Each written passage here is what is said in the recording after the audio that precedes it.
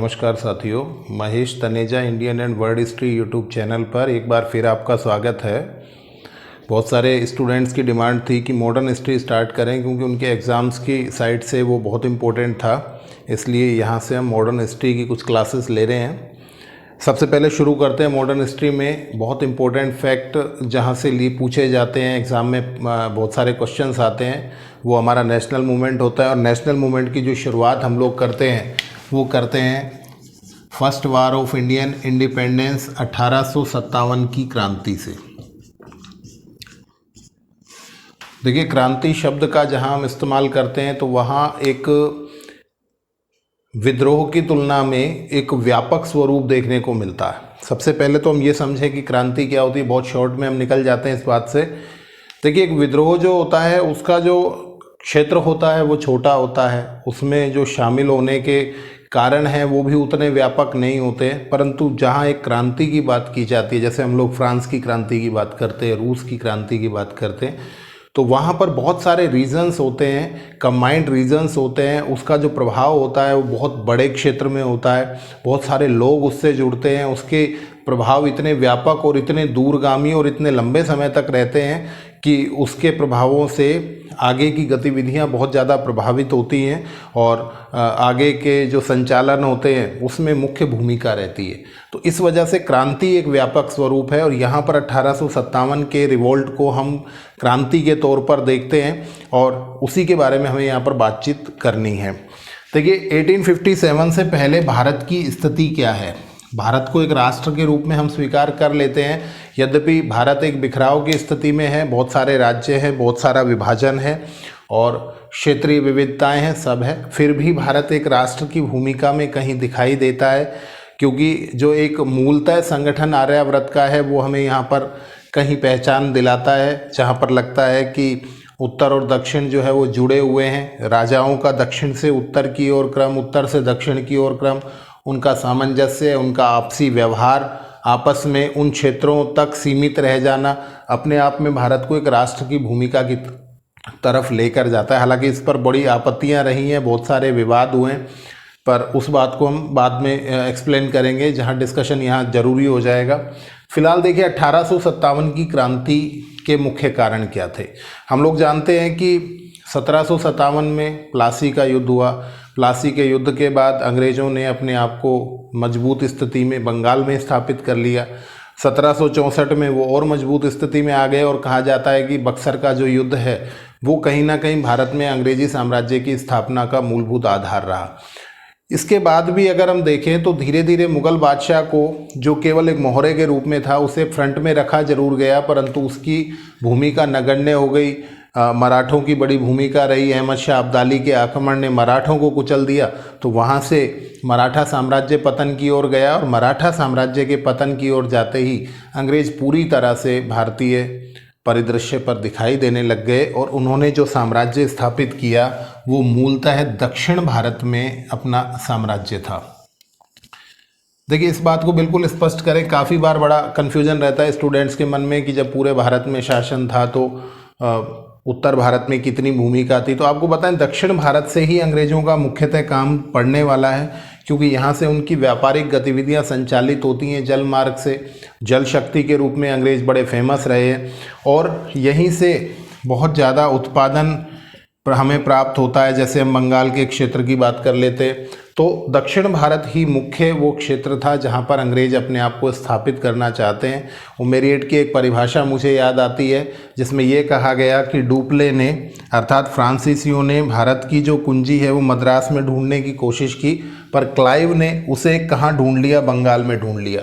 इसका मतलब बंगाल एक ऐसा क्षेत्र था जहाँ से भारतीय उद्योग व्यापार पर एक बड़ा नियंत्रण स्थापित किया जा सकता था और उत्तर और दक्षिण दोनों की गतिविधियों को व्यवस्थित रूप से नियंत्रित किया जा सकता था। इस समय हम लोग जानते हैं कि यहाँ पर बंगाल है, बम्बई है और बम्बई के अलावा ये मद्रास है। ये तीन क्षेत्र अंग्रेज़ों की पकड़ में है और इस सारे दक्षिण के क्षेत्र को हम कहीं ना कहीं ब्रिटिश भारत के नाम से जानते हैं। इस ब्रिटिश भारत की संकल्पना निश्चित रूप से इस तरह की है जहां पर पूरा नियंत्रण उनका अब दक्षिण में है।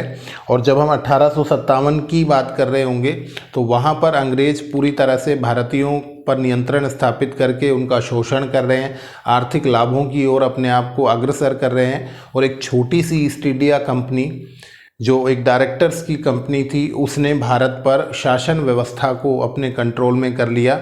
हालांकि यहाँ पर मुग़ल बादशाह अभी भी स्थापित है और इस मुग़ल बादशाह की स्थिति बिल्कुल अंतिम दौर में है। और दिल्ली, अगर हम ये कहें कि मुग़ल बादशाह दिल्ली पूरे में भी शासन नहीं कर रहे हैं या उसके अधिकार जो हैं वो इतने सीमित हैं, मराठों की मुट्ठी में रहे हैं, तो कुछ ज़्यादा संदेह की बात नहीं रहेगी। इनको पेंशन दे दी गई और इसके साथ ही मुग़ल बादशाह का रोल इस तरह का हुआ कि वो नाम मात्र के शासक रह गए। अब इस सारी बातचीत में जब हम आगे बढ़ते हैं तो यहाँ हम ये देखते हैं कि 1857 की क्रांति क्यों हुई। 1857 की क्रांति के कारणों को हम अलग अलग दृष्टि से देखते हैं। सबसे पहले हम बात करते हैं सामाजिक कारणों की। बहुत सारा डिस्कशन यहाँ से होने वाला है, कई इंटरेस्टिंग फैक्ट्स यहाँ से निकलने वाले। तो सबसे पहला कारण क्या था? सामाजिक कारण क्या था कि समाज में जो भारतीय समाज है या जो यूँ कहिए मूलतः हिंदू संस्कृति समाज है या मुसलमानों का जो समाज है, उस सामाजिक मामले में अब अंग्रेज़ों का हस्तक्षेप देखने को मिलता है। अंग्रेज़ों ने व्यापार से शुरू किया, धन कमाया, ठीक है, वो भारत में शासन भी करने लगे, कोई फ़र्क नहीं पड़ता, पर आप हमारे सामाजिक मामलों में हस्तक्षेप करने लगे, ये बात हमें बिल्कुल भी ठीक नहीं लगती है। हालांकि वो सही कर रहे हैं, मैं आपको ये नहीं कहूँगा कि वो गलत कर रहे हैं, वो सही कर रहे हैं, परंतु फिर भी भारतीयों को ये लगता है कि सामाजिक मामलों में अंग्रेज़ों का हस्तक्षेप ठीक नहीं है। यहाँ से हम इस चीज़ को डिस्कशन में लाएं कि 1813 से अगर आप देखेंगे तो ईसाई मिशनरियों को भारत में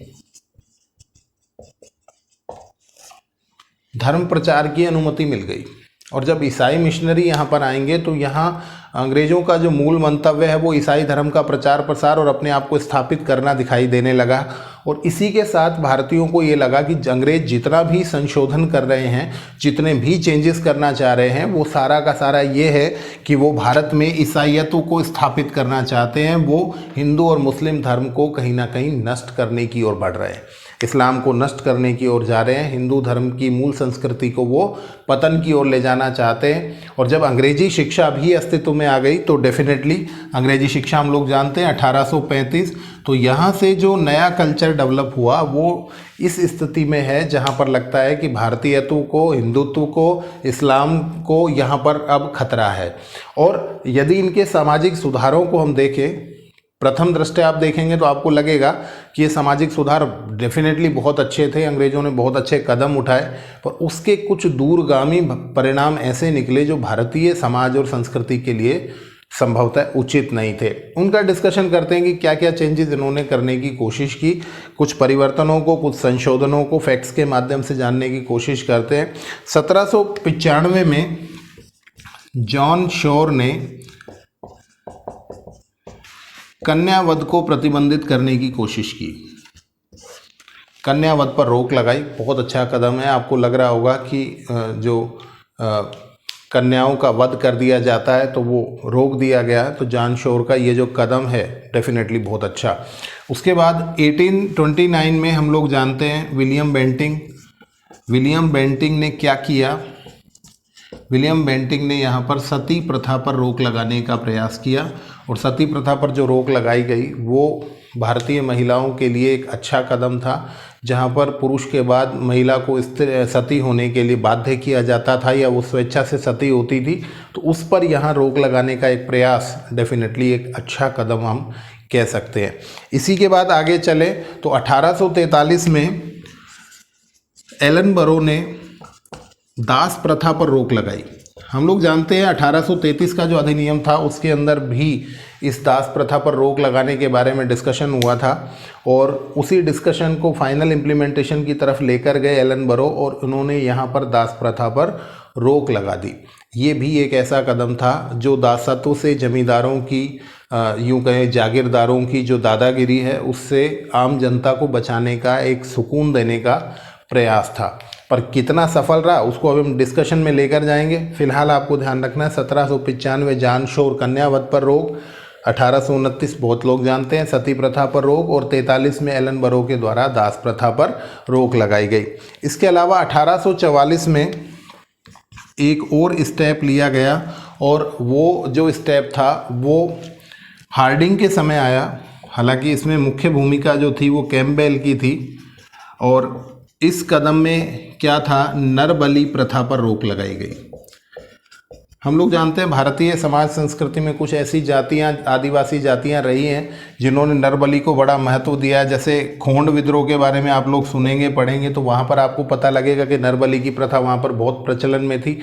उस पर यहाँ पर रोक लगाने की कोशिश की हार्डिंग ने कैम्पबेल के माध्यम से, और नरबलि पर रोक भी एक अच्छा कदम कहा जा सकता है अंग्रेज़ों की दृष्टि से। इसके अलावा देखें 1850 में एक इस तरह का प्रयास किया गया, अंग्रेजों के द्वारा एक अधिनियम लाया गया जिसे धार्मिक अयोग्यता अधिनियम के नाम से जानते हैं। धार्मिक अयोग्यता अधिनियम, या जिसे लेक्स लॉकी एक्ट के नाम से भी जाना जाता है। लेक्स लॉकी एक्ट के नाम से जाना जाता है। इस एक्ट के अंदर क्या कहा गया कि जो भारतीय हिंदू धर्म है उस हिंदू धर्म के रीति रिवाज में आवश्यक संशोधन किए जाएं। हिंदू धर्म के अंतर्गत जो रीति रिवाज हैं उनमें आवश्यक संशोधन किए जाएं। तो ये धार्मिक अयोग्यता का अर्थात जो भी कमियां हैं हिंदू धर्म के रीति रिवाजों में, जो खराबियां हैं, उनका संशोधन करने के लिए इस तरह का एक्ट 1850 में लाया गया।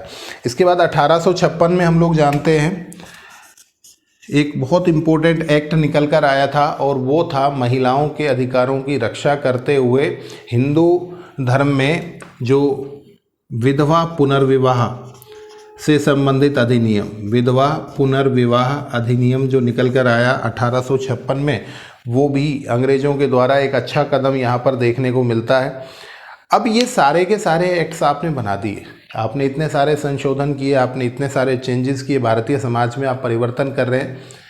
क्या ये सभी अकॉर्डिंगली ठीक है? मैं आपको इनको जस्टिफाई करने की कोशिश करता हूँ। मैं ये कोशिश करता हूँ कि आपको लगेगा कि ये जो किया गया है ये सब कुछ ठीक नहीं है। कैसे, एक बार देख लेते हैं। 1857 से पहले की स्थिति क्या? आर्थिक रूप से हम बिल्कुल पतन की ओर चले गए हैं। हमारी जो कुटीर उद्योग थे वो पूरी तरह से आपने नष्ट कर दिए, क्योंकि आपने वस्त्र निर्माण से संबंधित सारे अधिकार अपने पास रख लिए। भारतीय कपड़ा जो है उस पर बहुत ज़्यादा टैक्सेस लगा दिए, और खुद के द्वारा जो कपड़ा बनाया जा रहा है औद्योगिक क्रांति के माध्यम से, उस कपड़े को आप बेचने की कोशिश कर रहे हैं। कच्चा माल प्राप्त करने लग गए, आपने पक्का माल सप्लाई करना शुरू कर दिया, तो कुटीर उद्योग हमारे पूरी तरह से नष्ट हो गए। अब आप किस पर डिपेंड करेंगे? इसी के साथ आपका व्यापार भी नष्ट हो गया, क्योंकि जब कपड़ा सप्लाई नहीं होगा तो व्यापार नष्ट हो जाएगा। अब आप पूरा का पूरा किस पर डिपेंड करते हैं? कृषि पर डिपेंड करते हैं। इस कृषि की अवस्थाओं में आपको पता है बड़े बड़े भारतीय परिवार हुआ करते थे। जब आप डिविजन्स की तरफ जाएंगे तो आप यहाँ देखेंगे कि थोड़े ही सालों में एक बड़ा खेत जो है वो छोटे छोटे खेतों के रूप में आ जाएगा, क्योंकि 8-8, 10-10, 15-15 संतानें हुआ करती थी। और जब इस तरह के बहुत सारे डिविजन्स जनसंख्या वृद्धि की वजह से आए तो आपके खेत का आकार इतना छोटा रह जाएगा।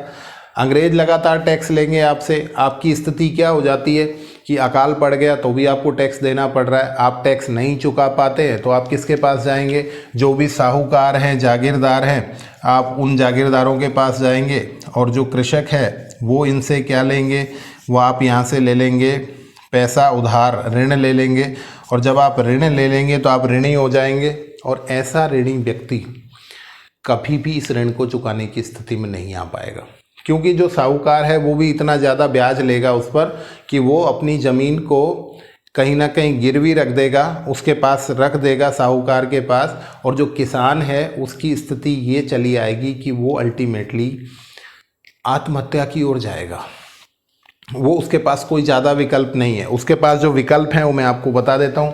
पहला विकल्प तो ये है इस किसान के पास कि वो क्या करे, वो जागीरदार के पास दास बन जाए। और यदि वो दास बन जाता है तो 2-3 साल की दासता के बाद साहूकार उससे सेवा करवा लेता है और उसको फिर उसकी ज़मीन लौटा सकता है। दूसरा विकल्प क्या है कि वो कुछ और काम धंधा करे, वो विकल्प विकल्प ही नहीं है हमारे पास। तो इसका मतलब क्या करेगा? वो आदमी कहीं ना कहीं आत्महत्या की ओर जा रहा है। और ऐसी स्थिति में यदि मैं इन दो पॉइंट्स को डिस्कस करने की कोशिश करूं तो आप देखेंगे कि जो दास प्रथा पर रोक लगाई गई वो किसी भी तरह से उचित नहीं है। जो यूरोपियन कंट्रीज़ में दास प्रथा का स्वरूप है वो बहुत निकृष्ट था। भारत में दास प्रथा का स्वरूप बड़ा उदार है। यहाँ पर जागीरदार के पास एक दास के रूप में अगर वो किसान रहना चाहता है और 2-3 साल बाद भी उसकी लाइफ जो है वो पटरी पर आ सकती है, तो उसका दास होना उसके लिए कोई परेशानी का विषय नहीं है। परंतु आप क्या कर रहे हैं, आप उसे दास बनने से रोक रहे हैं।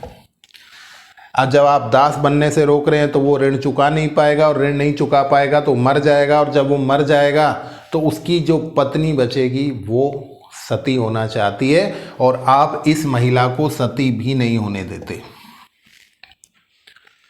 मतलब क्या है, आप देख लीजिए भारत में विधवाओं की स्थिति क्या रही है। उन्हें बिल्कुल अस्पृश्य दृष्टि से देखा गया है। उनसे किसी तरह की मजदूरी लेना भी, उनकी छाया तक पड़ना अपने आप में ये माना जाता है कि अपशकुन हो जाता है। तो ऐसी महिला जिसके पति ने आत्महत्या कर ली वो विधवा हो गई, उसका पुनर्विवाह नहीं हो सकता, उसके सिर के बाल उतार दिए गए, उसे समाज में किसी भी स्थिति में मजदूरी नहीं मिलती है, खेत उसके पास है नहीं, तो उसके पास मर जाना शायद बेहतर ऑप्शन है इससे कि अब वो क्या कर सकती है, वो भूखे मर जाएगी, उससे वो सती होना पसंद करती है।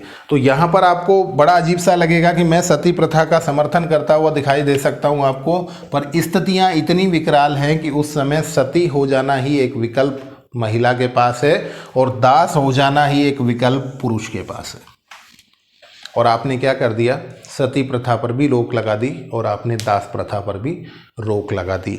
अंग्रेज़ों के जो अत्याचार हैं वो इतने ज़्यादा थे कि अपनी पुत्रियों को सुरक्षित रख लेना बहुत मुश्किल था, क्योंकि उनका इतना दमन चक्र चलता था कि उनकी अस्मिता बचा लेना बहुत मुश्किल था।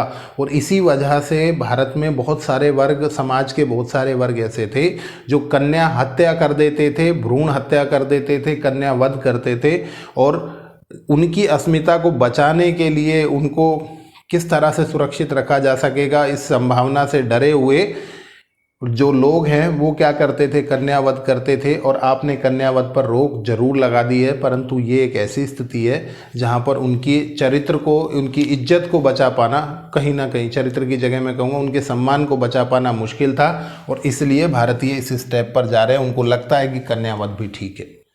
भारतीयों की दृष्टि में कन्यावध भी सही है, उनकी दृष्टि में सती प्रथा भी सही है, उनकी दृष्टि में दास प्रथा भी सही है। और जैसे खोंड जैसी जनजातियों की बात की जाए जिनके धार्मिक विश्वास इस तरह के जुड़े हुए हैं, तो उनके लिए तो नरबलि प्रथा भी ठीक है। भारतीयों को लगता है ये सारी चीज़ें ठीक है, हिंदू धर्म के सारे रीति रिवाज भी ठीक लगते हैं उनको कोई परेशानी नहीं है। और जब आप विधवा पुनर्विवाह जैसे स्टेप लेकर आते हैं तो उससे क्या होगा, आप बिल्कुल नहीं चाहते कि आपके सामाजिक ढांचे में कोई परिवर्तन आए, क्योंकि जो प्राचीन हिंदू साहित्य है या जिसे ब्राह्मण साहित्य के नाम से मैं कहूँ, वहाँ पर आपको इस तरह की स्थितियाँ देखने को मिलती हैं जहाँ हिंदू पुनर्विवाह का बहुत बड़ा समर्थन देखने को नहीं मिलता है। तो आप यहाँ पर देखेंगे कि जब आप सामाजिक ढांचे में अंग्रेज इस तरह का हस्तक्षेप करेंगे तो आपको ये उचित प्रतीत नहीं होगा, और जब आपको लगेगा कि ये गलत है तो डेफिनेटली आप इसका विरोध करेंगे। और उस विरोध की एक छाया ही आपने देखी किसमें, 1857 की क्रांति में। ठीक है, तो आप समझ रहे होंगे कि सामाजिक कारण मुख्य रूप से यहाँ पर एक पहला कारण है जिसकी वजह से 1857 की क्रांति स्टेप्स में आती है। अब देख लेते हैं, थोड़ी सी बातचीत कर लेते हैं हम आर्थिक स्थिति के बारे में भी। और आर्थिक स्थिति को जब हम देखें तो बहुत ज़्यादा डिटेल हमें करने की ज़रूरत नहीं है, क्योंकि हमने यहाँ पर एक स्ट्रक्चर सा बना दिया। आपको पता लग गया कि अंग्रेज़ों ने क्या किया, कुटीर उद्योग हमारे नष्ट हो गए। पहले इन्होंने व्यापार किया और व्यापार के माध्यम से भारत के सूती वस्त्र को बेचकर इन्होंने लाभ कमाया, क्योंकि ईस्ट इंडिया कंपनी केवल व्यापार करने के लिए आई थी। इस व्यापार के माध्यम से धन कमाया। इनको लगा कि सूती वस्त्र में बहुत बड़ा मार्जिन है, बहुत ज़्यादा लाभ मिल सकता है। इन्होंने औद्योगिक क्रांति जो इंग्लैंड में हुई सब लोग जानते हैं, तो उसमें सूती वस्त्र से संबंधित बहुत सारी मशीनें लगा दी गई और सूती वस्त्र का उत्पादन बहुत रैपिडली बढ़ गया। और जब आप बहुत ज़्यादा सूती वस्त्र बनाने लगे तो आपको अब बेचने के लिए क्या चाहिए, बाजार भी चाहिए। देखिए दोहरा मानदंड है यहाँ पर, दो तरह की स्थितियाँ डेवलप होती हैं। एक तो आपने हमारे कुटीर उद्योग को नष्ट कर दिया और जब कुटीर उद्योग नष्ट हो जाएगा, हमारा कपड़ा हाथ से बना हुआ बहुत महंगा बनेगा, मशीन का बना हुआ सस्ता बनेगा, उस पर आप टैक्सेस लगा देते हैं तो वो बिल्कुल बिकेगा नहीं और हम बेच नहीं पाएंगे। तो ऐसी स्थिति में क्या है, हमको मशीन से बना हुआ जो सस्ता कपड़ा है वो खरीदने की आदत हो जाएगी। और अंग्रेज यही चाहते हैं कि उनको एक मार्केट मिले, यहाँ से कच्चा माल मिले अर्थात कपास मिले, और फिर रिवर्स में सूती वस्त्र को खरीदने के लिए जो मार्केट चाहिए वो भी उनको यहाँ पर मिल सकता है। तो इन सारी संभावनाओं में उन्होंने भारतीय व्यापार, भारतीय उद्योग को नष्ट कर दिया और भारतीय कृषि में भी केवल उसी तरह के उत्पादन को प्रोत्साहित किया जो उनके फेवर में था। अब वो चाहे नील का उत्पादन हो, चाहे वो कपास का उत्पादन हो, चाहे वो तंबाकू का उत्पादन हो, तो उस तरफ इन्होंने अपने आप को एडजस्ट किया और भारतीय अर्थव्यवस्था पर पूरी तरह से कंट्रोलिंग कर लिया।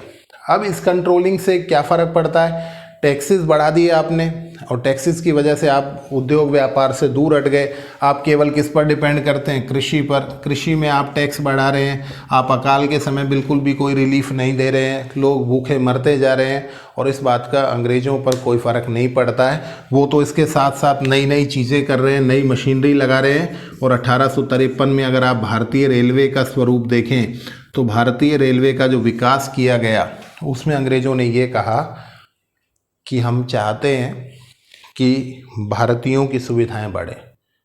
किसके लिए चलाई गई रेल, आप लोग जानते हैं कि रेलवे का जो विकास किया गया किसके लिए किया गया, अंग्रेज़ों ने अपने लिए किया, पर नाम किसका, भारतीयों का। और इस नाम पर भी इन्होंने टैक्सेस को रेज कर दिया, टैक्स बढ़ा दिए कि भारतीयों पर टैक्स बढ़ाया जाए। क्यों? क्योंकि हम चाहते हैं कि भारतीय रेल की सुविधाओं का लाभ लें।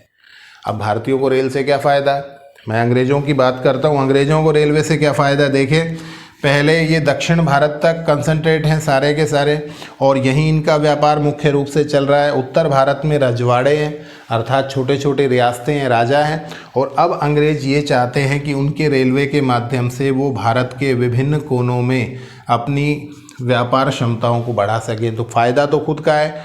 नाम किसका लिया, भारतीयों का। भारतीय बोले जी हमारे पास तो पैसे ही नहीं है ट्रैवल करने के लिए। बोला ट्रैवल करोगे, तुम्हारे लिए ही हमने ट्रेन चलाई है इसलिए आपको टैक्स देना पड़ेगा। अब बार बार जब इस तरह का डिस्कशन हुआ तो भारतीयों ने कहा हमारे पास पैसे नहीं है, खाने को ही पैसे नहीं है, यहाँ ट्रेन में कौन जाएगा, ट्रेन में हम बैठ ही नहीं पाएंगे। तो डलहौजी ने कहा जी बैठे हो, आप बैठ रहे हो या नहीं बैठ रहे हो, आपको ट्रेन जाती हुई दिखाई दे रही है, इसका मतलब आपको एक नई चीज़ देखने को मिली है, टैक्स तो आपको देना ही पड़ेगा। तो अब आप समझ सकते हैं कितना ज़्यादा प्रेशर किया गया, प्रेशराइज किया गया और आर्थिक स्थिति को बिल्कुल तोड़ के रख दिया इन्होंने। और आप देख लीजिए विश्व की मुख्यतः क्रांतियाँ देखिए, आप फ्रांस की क्रांति देखिए, वहाँ पर भी आपको आर्थिक कारण मुख्य रूप से मिलेगा, जहाँ पर रोटी की मांग की वजह से वर्साय के महल में लोग जा रहे हैं।